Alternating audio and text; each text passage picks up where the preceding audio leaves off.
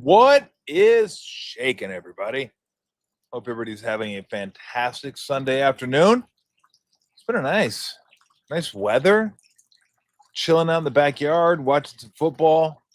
I really got to work on this. This beard always gets away from me. So I can never keep it and every time I get in front of a camera, I notice it's like there's got to be some kind of like a cookie cutter that I could just put it on the beard, and then just shave around it. It's gotta be something that I can get it even, or maybe I'll just hold. If I just I think if I just hold my head like that. I think like that. If I just hold my head like that, I think that's pretty good. That's not bad. But as soon as I straighten it out, then it's like, you don't know how many times I've heard that over the years, bro. Your beard's crooked. Like my fucking head's crooked. It's like Randy Macho Man Savage telling Mean Gene Okerlund, "Your mustache is crooked." One of my favorite clips of all time. So Niners get a nice win today. You know what that was? That was a professional effort. That was a better team getting the win in I'll say impressive. It wasn't dominant, but it was closer to dominant than not. Like I never really felt like they were in jeopardy in that game. There was one part of the game that I thought was the turning point, and that was the end of the first half. 38 seconds left. Niners force a punt, get the ball about their own 25-yard line.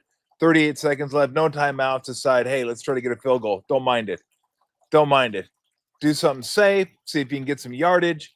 Maybe get out there. Pinero's been money. He was again today. See if you can get him in field goal range for a long field goal. Okay. And no. McKivitz gets beat. 14th, huh? He gets beat anyway. Burns is really good. Gets beat. Knocks the ball loose. Fumble, interception, whatever you want to call it. They called it a fumble. It wouldn't have mattered.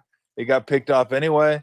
And the Giants get the ball, and you're thinking, oh, man, 17-7 looks really nice right now going into halftime. It would have been nice if it would have stayed that way, 17-7. Well, they are the Giants.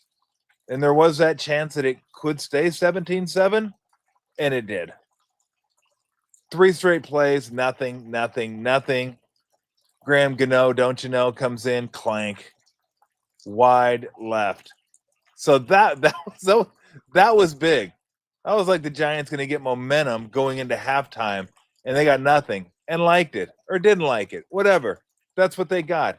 They got what they deserved. They got nothing. That was, to me, kind of the turning point of the game. Niners came out second half, put it on them, established the run. It was good to see Brian Robinson Jr. get in the mix. I mean, McCaffrey, what can you say about McCaffrey? McCaffrey is just incredible. I want to make sure I get the numbers right. I want to say it was like 173 total yards is what it was. There you go, 173 total yards, couple touchdowns.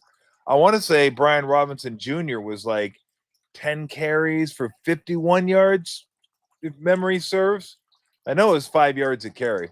He averaged 5 yards a carry. I think McCaffrey was only 3.8 yards per carry, but he carried it 28 times. They were able to establish, especially in the second half, able to establish the run and just kind of take the life out of the Giants. I know Shanahan loves when he can get to 40 runs, and I want to say they got there today. If you count a couple of the Jones scrambles, McCaffrey 28, Robinson 5 for 53, Jones 4. That puts him at what? 37. Martinez 38, Kittle 39. So I went with kneel down. So anyway, they were close. When it mattered, they were close. They were in the upper 30s, and that felt like a Shanahan type win. Mac Jones, solid yet unspectacular. I shouldn't say that. It was better than solid. That wasn't spectacular, but 19 for 24, 235, 2 touchdowns. I thought he was really, really good. And the defense, not great, but hung in there and did what they needed to. And, of course, it would not be a Niners game It would not be a Niners game in 2025 unless somebody else on the defensive line got hurt. Why wouldn't they? Michael Williams this time, toward the end of the game, comes off I thought maybe banged his knee because he walked off. Shanahan said they'll know more tomorrow, MRI. The word ACL was spoken. Look, if I was them, I would fear everything's an ACL. If I banged my elbow, I would think, what do you think? ACL. ACL? ACL's in your knee. I know. Trust us. That's what we're fearing. We're fearing an ACL. ACL? He's only got the sniffles. Look, we're going to do the imaging anyway. I know he's just got the sniffles. He was coughing. Fever was 99. We're thinking it could be an ACL. The possibility it's an ACL. What are you talking about? Like he just choked on some food for a couple seconds. Look, it was a violent choke. Someone thought about giving him the Heimlich. Maybe some guy did. I'm not ACL. That's what we're thinking. We're thinking it could be an ACL. I've never seen anything like this, except for the last time I said I've never seen anything like this. Oh, yeah. And the time before I said I've never seen anything like this. Like, fucking enough's enough, isn't it? Isn't enough? Like, at some point, you're thinking, come on. Like, let there be good news. Let this guy not have an ACL. And look, I have no idea whether it is an ACL, not an ACL.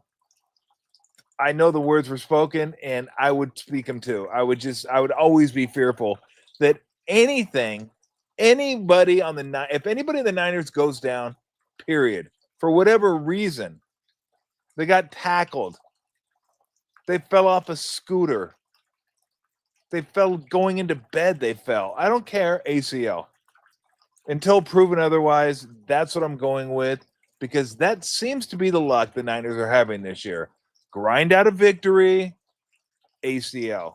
Grind out and dislocated ankle. Grind out PCL, MCL, ACL, whatever CL you could have. That's what these guys seem to be getting. And it just,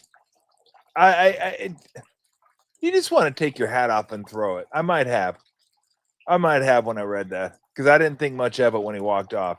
Although I've seen a guy blow an ACL out on a basketball court, walk off like no limp, just walked off. And come to find out ACL, and I thought, ACL? Shouldn't you be in more pain? Which he was initially. He looked like he was hurting. But I've seen ACLs where guys look like they're dying, and I've seen ACLs where it looks like, I'm good. I can come back out. I can play. We're good. Remember Klay Thompson when he blew his ACL? I was like, I can go, but let me go finish. Let me go shoot the free throws. Let me stay in. We're good. I mean, what these guys are doing this year is pretty remarkable. 6-3. The defensive line is non-existent. Yeah, Bethune's been big. Niners kind of know what they're doing when they draft linebackers, I'm guessing. Seems like they do. It kind of seems like they know what they're doing. so that they got that taken care of. If they can keep them healthy, of course. Keep them healthy, then they're good to go. But linebackers, I trust them. Hopefully they'll start getting some guys back. Hopefully Purdy comes back this week. Yeah, Jennings had a really nice touchdown grab too, that reverse pivot. I love that move. I did that when I was playing football like 40 years ago, 30 years ago. I just thought, I don't remember people doing it, but I just thought it was a cool move. And because I played basketball, it's like a reverse pivot in basketball where you go one way, stop. And yeah, I'm going to get into that in a minute. I just figured, hey, basketball pivot, footwork inside foot plants, come back out. You leave your guy in the dust. And you see a lot of teams doing it now, a little in-out move. But it's a reverse pivot in basketball is what it is. And it works beautifully most of the time. And that's what that was. Juwan Jennings, reverse pivot, caught it, scored a touchdown. That was nice. But it's nice to get out of there with a win. I would love to be able to say it's nice to get out of there without getting an injury. But when are these owners going to learn? Well, shouldn't it be mandatory? Like, shouldn't other owners make it mandatory for every field to have grass? And why do we still have turf fields? Somebody help me out with this. What are we doing? This is the height of God. What's the term I'm looking for? Uh, I guess taking care of players, taking care of assets, making sure everyone has the best of everything. And like, we didn't get this. You remember the turf they played on back when I was playing basketball? Holy hell. That was concrete. That was green concrete, is what those guys played on. Now, that was a joke. This stuff's better than that. But that was an absolute joke, what they played on. But as an owner, they finally figured this stuff out. And I'm not sure if Mark Cuban gets the credit. He's one of the guys that gets the credit. We've actually gone maybe a little overboard with it, but better than the other way. If I'm an owner, what's your most prized asset? Right? What's your most prized asset? Is it your arena, your stadium, locker rooms, coaches, court, field, whatever it is? Nothing's more important than the players. Nothing. So why wouldn't you try and take care of those guys as best as humanly possible? And I go back to Mark Cuban, because he was one of the first ones who walked in the locker room plushed out, right? They had the Sony PlayStations there. I thought, really? You need Sony PlayStations? They have this there. They have, everybody had their like own little individual recovery shakes in the refrigerator. I'm thinking, do they really need their own individual recovery shakes? But yeah, they do. They do. They don't, and they do. They don't, because you're probably thinking, man, they could probably get that but they never do. So the trainers will make, like, let me see what you're missing. Let me give you some of this, and we'll make that for you. And you're good to go. Why do they have PlayStations in there? Hey, it's never a bad thing to have your team hanging around the locker room more, hanging around the facility more. Anytime you can get them hanging around the facility, doing work, messing around, being with the guys, bonding experience, that's a good thing. So you can't tell me that what he was doing wasn't trying to give these guys everything they could ever ask for, and then try to keep them in the facility as long as possible. And that couldn't help you win. Like, I totally believe like that kind of stuff helps you win. And I'm talking about nutrition. I'm talking about team doctors. I'm talking about masseuse. I'm talking about chiropractors. I'm talking about travel. I ain't talking about practice. I'm talking about hotel. I'm talking everything. Anything you could think of to make their lives easier and make them function at the highest possible level. That's what you'd want to do for your assets. They're your most,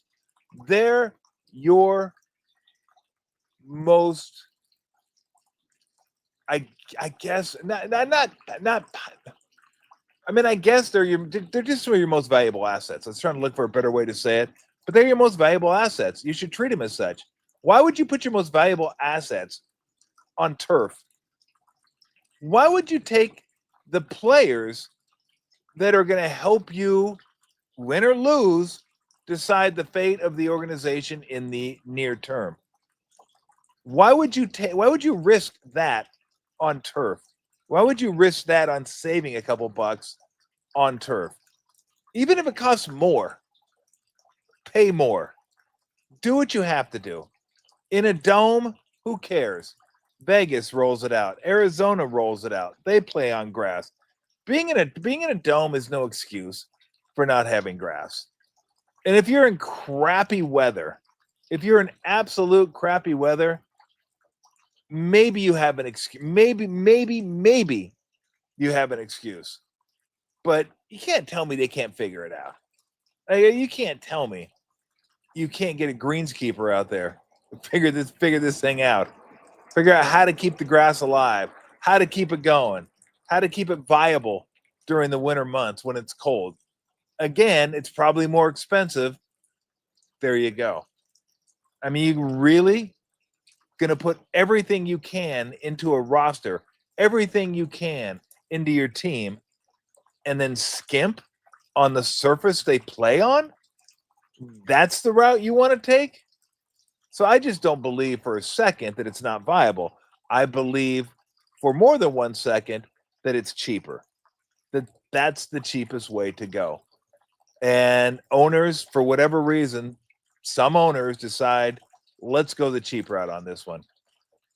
It's not cost effective. Let's put our players at risk.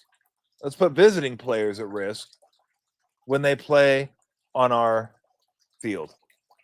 Doesn't make any sense whatsoever. I've never got that. I mean, you see how many doctors are on staffs now. You see how many athletic trainers are on staffs now. Head of performances on staff now. Coaches. There are more coaches than there are players in an NBA game. Do they need that? Probably not. But can they get more work done more efficiently? Yes, they can.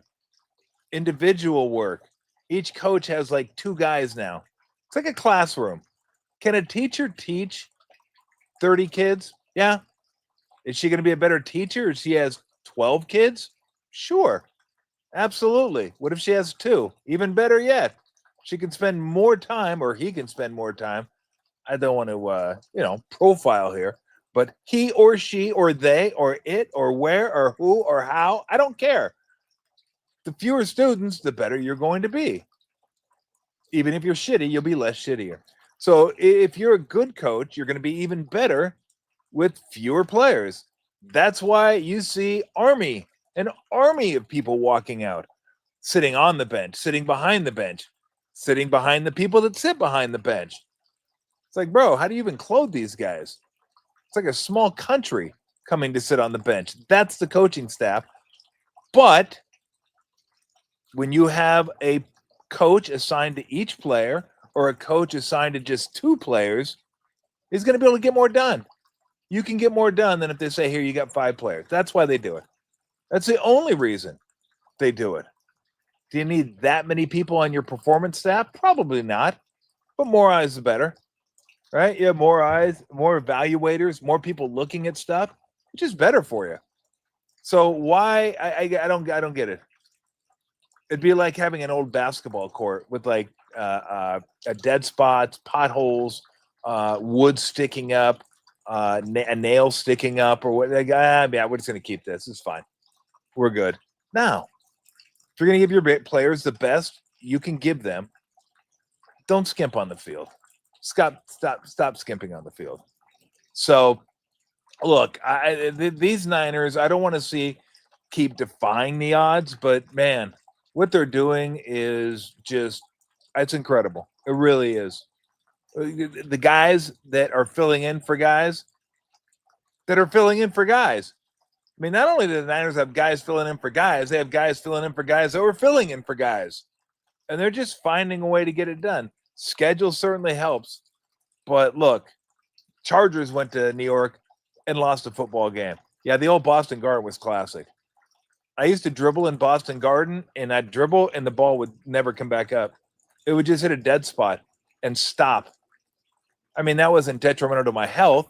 It was detrimental to my turnover ratio, is what it was. Because when you're flying up the court and you bounce the ball and the ball doesn't come up, you kind of expect it to come up. It's a basketball court. They're supposed to have a certain amount of bounce to it. So when you're like, boom, and you go to dribble again, but there's no ball there, it's kind of a weird feeling. So look, this is what I thought the Niners would have to do. Start scoring 30-plus a game, outscoring some teams. The defenses are going to get tougher. They're going to get tougher this upcoming week against the Rams, which that'll be a massive game. Massive game. They win that one, pull even with them, and 2 games in hand. Boom, tiebreaker over. Now the Rams are going to have to jump you to beat you. So if you win next week, not only are you going to pull even with them, for all intents and purposes, you're going to go ahead of them because they're going to have to finish ahead ahead of the Niners. So we'll see. Hopefully Purdy comes back. Hopefully Pearsall comes back. Be nice to get him back in the mix. Ayuk, hopefully by the it's sometime in October would be nice if he were back sometime in October. We'll see what they do trading deadline. We'll see if they go out and try to. It seems like they might want to get 5 more defensive linemen this year. Just get dudes, get guys that can play. If you get anybody that can play, that's fine.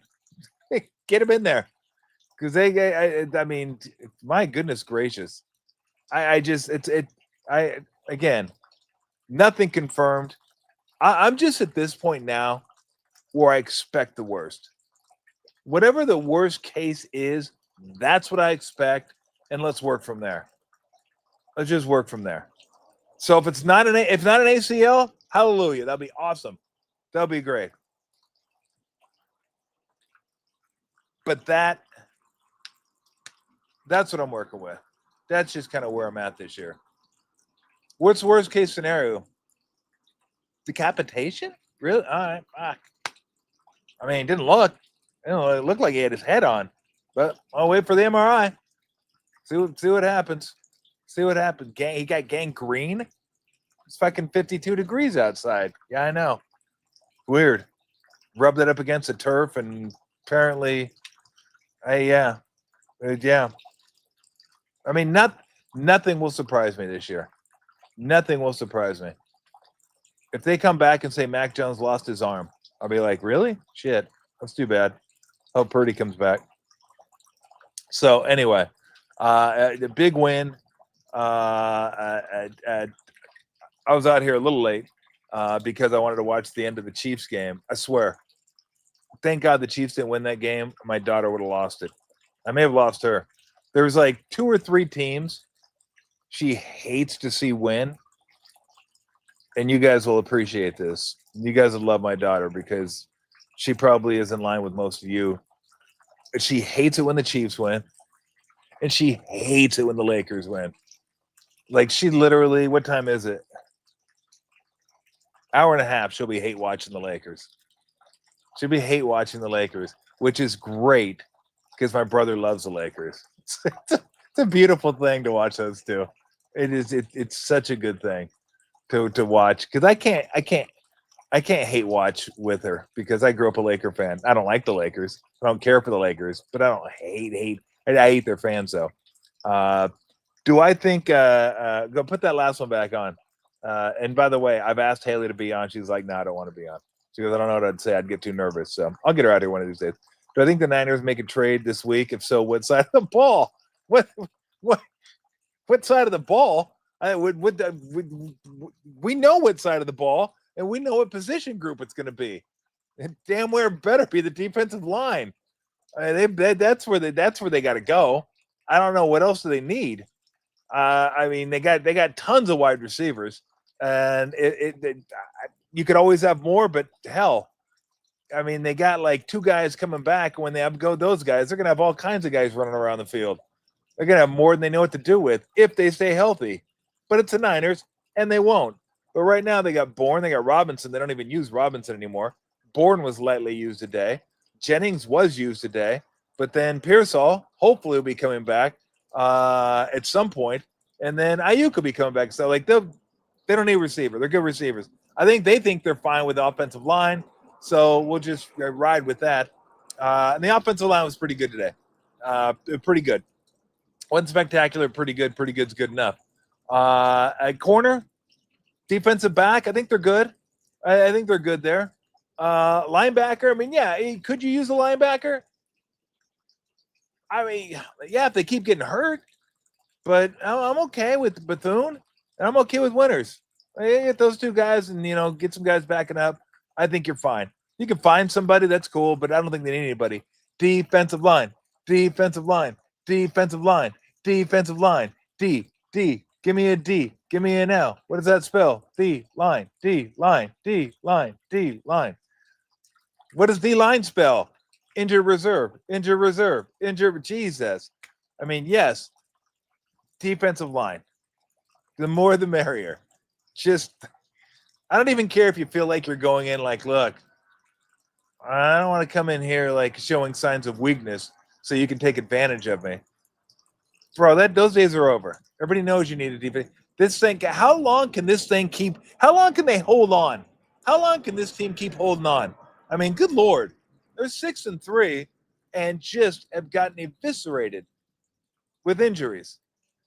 Like, help them, help you, help them, help you. Just get a couple dudes. There's got to be a couple dudes out there. I'm not even talking about dudes, like dudes, just dudes, just dudes. Nelly would call them. Just a couple swinging dicks. Just get those guys in here. We're good. Just get them on the get them on the field. We just need some guys. Sala will coach them up. The culture seems to be really, really strong this year. Like these guys fight for one another. They battle for one another. These guys are in it. They talk about the foxhole. These dudes are in the foxhole. These guys are like, let's go. We got all we need. We lost another one. Shit. Let's go. Well, hell. Let's keep going. We could use more, but we don't have more, so let's go. Let's find a way to get it done. So, yeah. I mean, to me, it's not about offense, defense. It's about one specific position group. Period. That is it. So hopefully they get a couple more.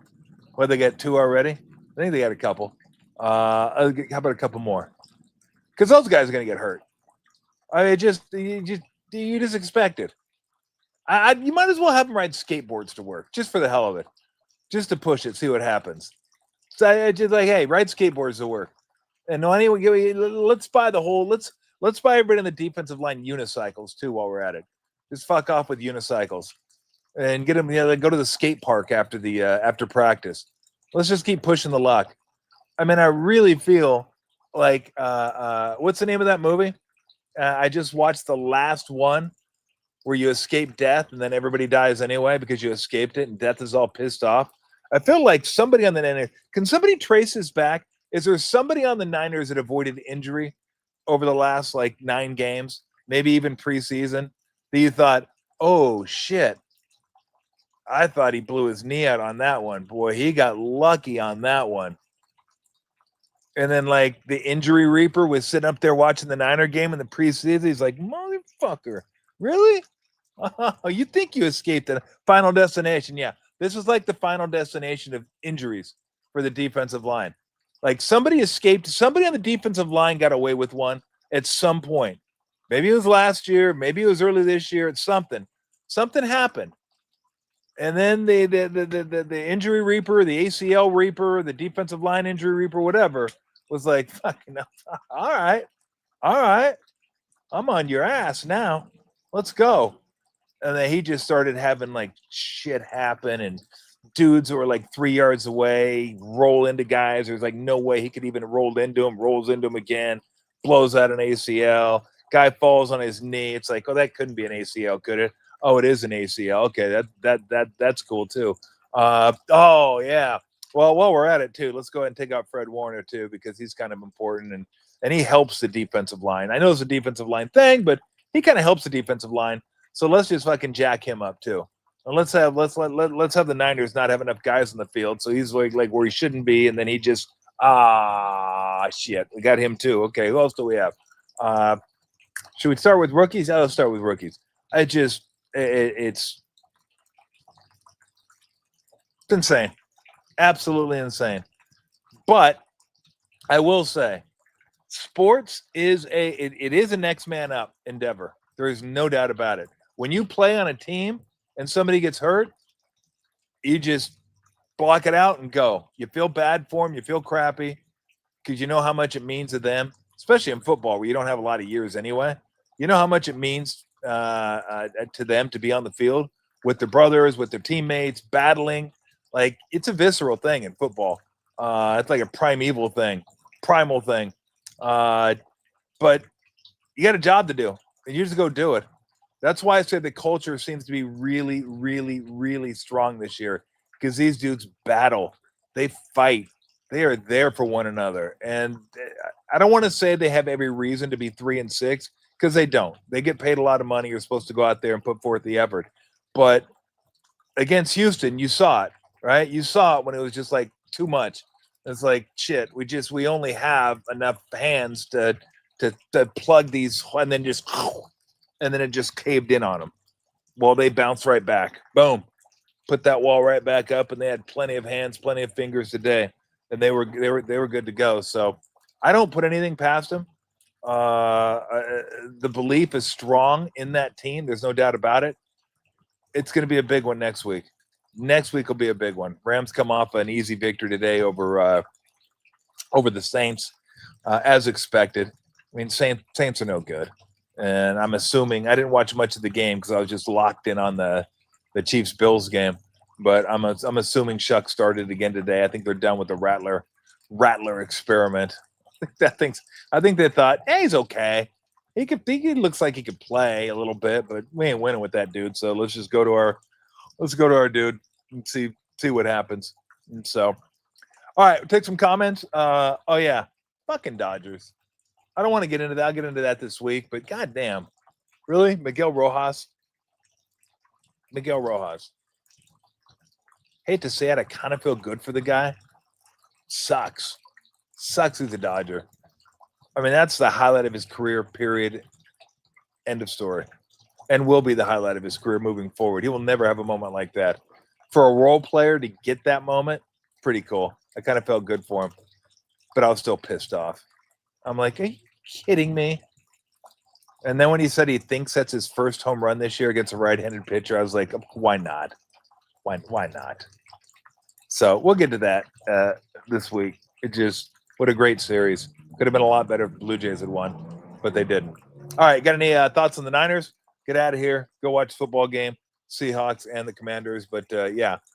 Did I like the bunt with nobody out? I did, because it was Connor Falefa. That dude was, that day he was kind of lucky to get a bat on a ball during the postseason. What was he, 0 for 14 at one point? Like, he wasn't hitting at all. So I didn't mind, and it hurt, too, because you had to take Bichette out in the ninth when he got on because of his bum wheel. So it sucked because, yeah, look, if Bo Bichette's batting behind Vladdy, there's no way they bunt there, right? He's swinging away all day, every day. But it wasn't. It was Connor Falefa, and it was like, what are you going to do? You want to strike out, pop up, have a weak at bat, which he's been having, and have him at second base with no outs? Or do you want to take a shot and bunt him over, which he did? Good bunt. Got him on third base. And now you got to get him. Here's the one thing I will say. The one thing I would be curious if anybody asked Schneider, did they think about stealing Barger when it was first and third, one out? Right? Because you know, God, what was his name? I'm blanking on his name. The catcher. Dude can rake. Dude could flat rake. Kirk. Yeah, Kirk. He can rake. He can't run. A lick. And you knew if he put it on the ground, game was over. Oh, he put it on the ground. 2 games in a row, Blue Jays lost. Double play. That's how they ended the game. Double play. Barger got caught off second base. Game 6. And then, so I thought, double steal? Would the Dodgers be afraid of the double steal and not throw through? Would they throw through? And then maybe have Mookie coming forward. So if Vladdy Guerrero, if Junior decided to head home, they'd cut him off. Like, I just hated that it was first and third with Kirk up. And Kirk had so many big at-bats this postseason. And like I said, dude could rake. That's the one truism in baseball. There's probably others, but the one truism in baseball, fat dudes can rake. Fat dudes can rake. Because what else do you think they're good at? Fat dudes aren't stealing bases. They're not super athletic. Like, fat dudes don't play center field. Fat dudes aren't a plus, 3 defensive WAR as a right fielder. They're not shortstops. They're catchers, and they can rake. And they can rake. I wouldn't squeeze. Not with Kirk. Nah. Because that dude can hit out of the ballpark. And he can hit a gapper. Hits a gapper, game's over. But both teams had bases loaded. Couldn't get. That's another thing too. Rojas did. Chopper to second, buckled his leg, got up, leg was buckled. I was like, oh, fall down, fall down, fall down. And then he didn't fall down, and he threw him out at home. Yeah, Pajas, the catch in center, that was incredible. You're right. I don't know if Edmund would have got there with the bad wheel.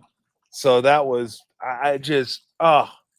And they had the right guy up too, Clement. That guy was a hit machine too. But did anybody get the Joaquin Arias vibes when Miguel Rojas's leg kind of buckled when he was throwing it? Because I went back to Matt Cain's perfect game when Arias caught that ball at third. I was like, oh, and then his leg, he kind of did the whole, I was like, oh shit, he's gonna drop it, he's gonna throw it away. What's gonna happen? And then he just threw a BB across the diamond, and everyone was celebrating. I was like, oh god. And that's what kind of happened with Rojas. It's like, oh, knees buckling. Oh, I got him anyway. And the Dodgers loaded the bases. But yeah, Paz, who didn't hit a lick either. He didn't hit a lick. That's why he wasn't playing. This guy was like an over. He was an automatic out at the plate. But Dave Roberts goes, yeah, just in case, put him in center.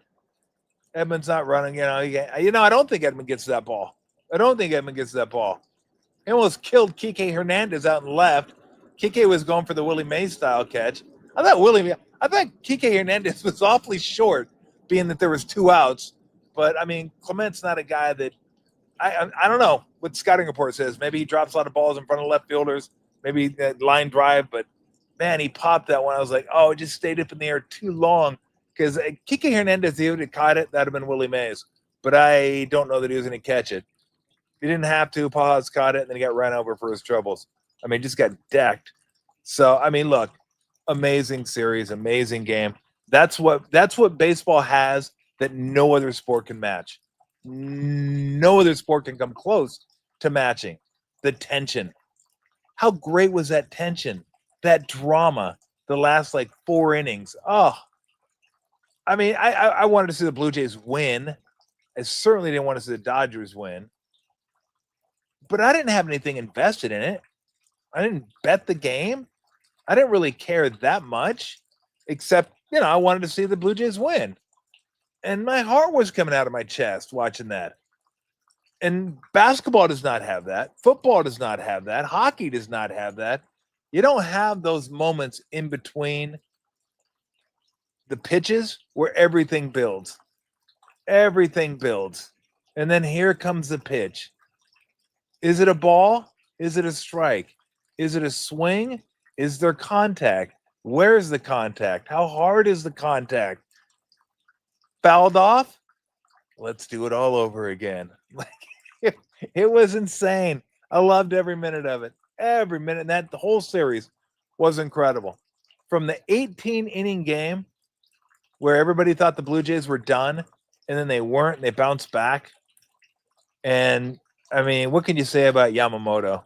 I mean, good Lord. 6 innings, 96 pitches the night before, and then you come back and throw. What did he throw? 3? Was it 3 full or 2 2/3, something like that? I mean, that's insane. That's absolutely insane. That was like the whole Madison Bumgarner thing. Madison Bumgarner had a couple of days of rest, though. I think maybe 2. But Madison Bumgarner went 5 as well. But I mean, back to back. I got you. The full pitching staff was on display last night. The full pitching staff was on display. Ohtani, check. Glasnow, check. Snell, check.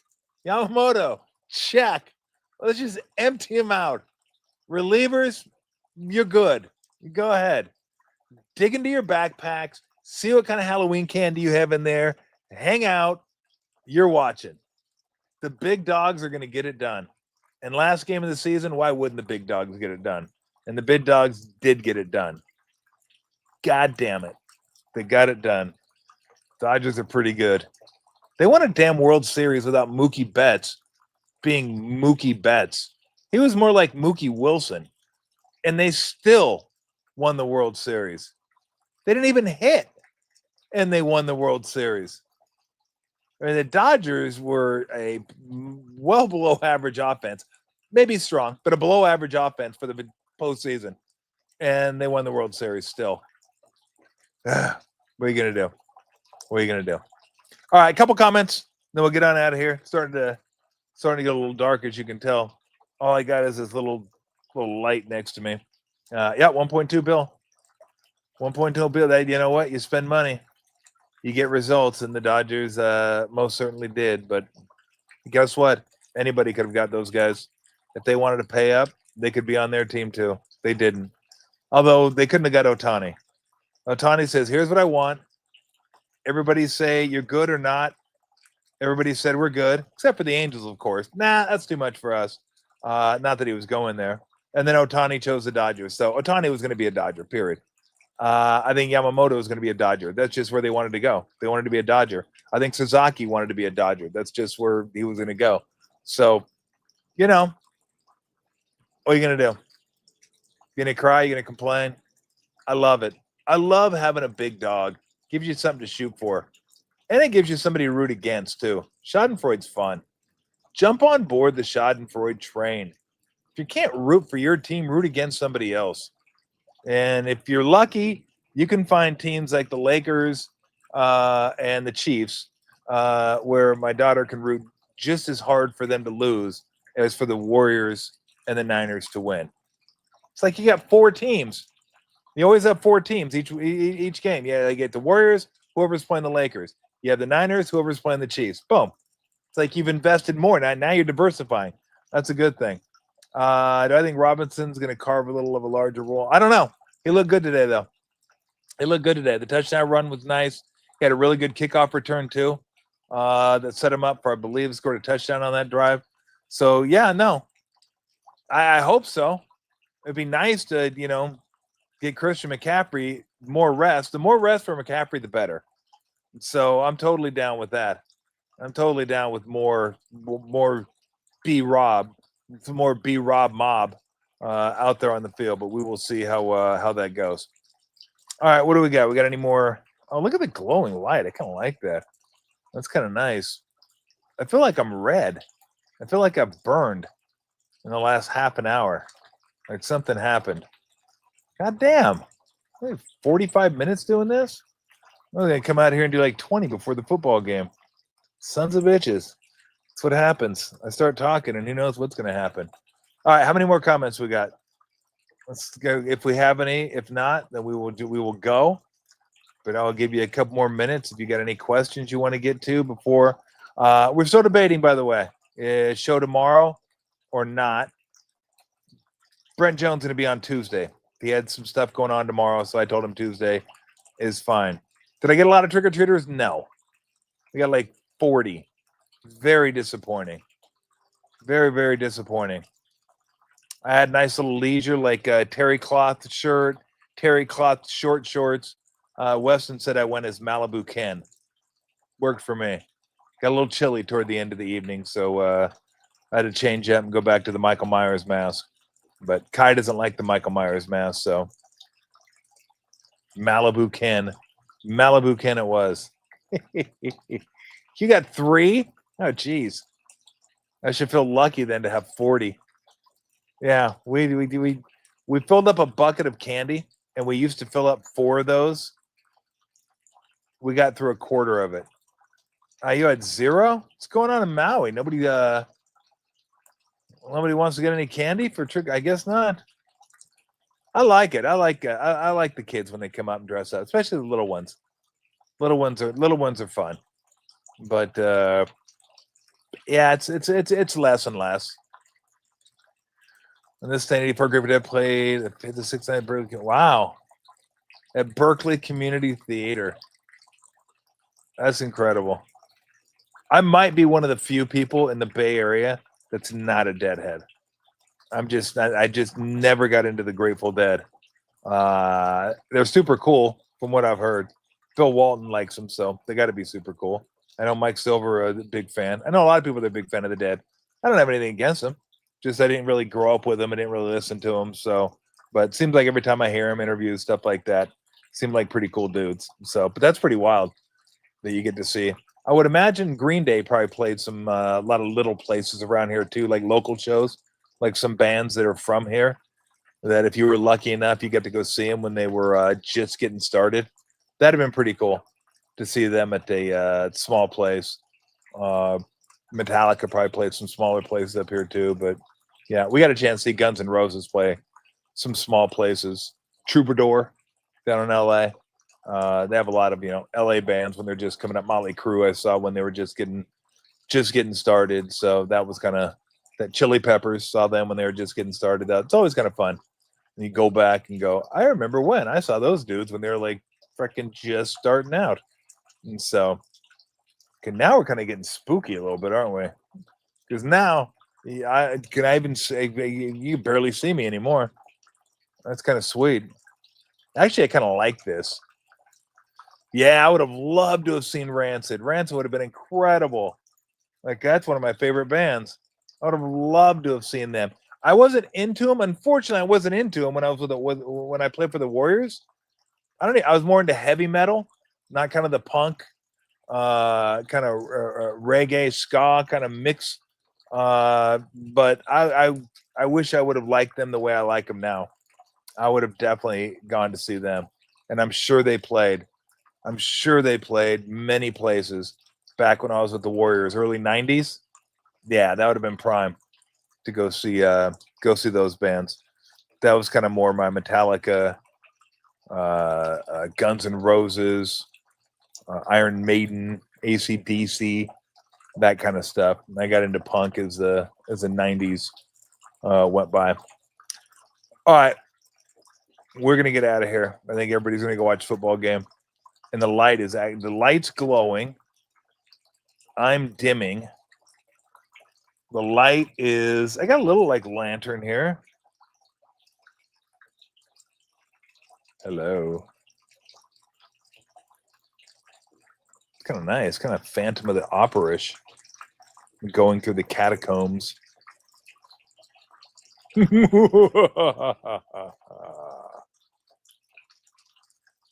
right. Enough of that shit. All right. Everybody have a good evening. Go grab yourself some dinner, grab yourself some beer, whatever. Enjoy see if we can get the Commanders home. Get the Commanders in over the Sea Hags until Tuesday, maybe tomorrow, but for sure Tuesday. Brent Jones will be on with us on Tuesday. Should have Steve Kerr at some point this week. Got to work around the schedule.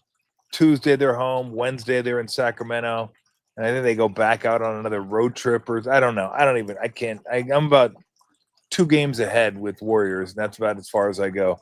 So, but we'll do that at some point this week, and we'll have hopefully some other goodies for you. How about the Sharks, by the way? Last 2 games, Avalanche, Devils, both good teams. Took them both down at home. Macklin Celebrini still 4th in the league in points, so Askarov had his best game of the year. Nedeljkovic had a really nice game too. Maybe. That's the great thing about the Sharks right now. The expectations aren't that high. So you win a couple games, maybe get a little confidence, and we'll see where it goes. But if you've kind of fallen off the Sharks a little bit, then kind of like, yeah, they suck. I've been when's Joe Thornton coming back? I miss Marlowe. I miss Little Joe. I miss Big Joe. They're gone, bro. They're gone. The new Sharks are here. The young guys are here. This would be a good time to start dipping your toe back in the water. Maybe jump on. You don't got to jump fully on, but at least get a day pass. And they just, it feels pretty good. Hey, this guy's not bad. Kind of fun to watch. Kind of exciting. Yeah. Oh, hey, look at that. Before you know it, they're going to be making the playoffs again. You're going to say, you know what? I was there. I was there when they weren't very good. I was there when the Grateful Dead was the Berkeley community. So that's what it's going to be like. You're like, yeah, I remember watching that team before they got good. So there you go. But those were all kidding aside. Those are two pretty good wins. Those are two pretty good wins. And I think they got the is it tomorrow? Or is it right now? They got the Wings. And the Wings have been playing pretty. Wings are back. Who knew? Who the fucking Wings are back? Well, I did. Because I mentioned it when I was talking to Drew. They're playing right now. Yeah. Zip. So yeah, I'll bounce back and forth between that one and the football game. All right, I am fully engulfed by darkness now. That's it. You can't even see me anymore. All you can see is a light and like somebody talking from somewhere. That's it.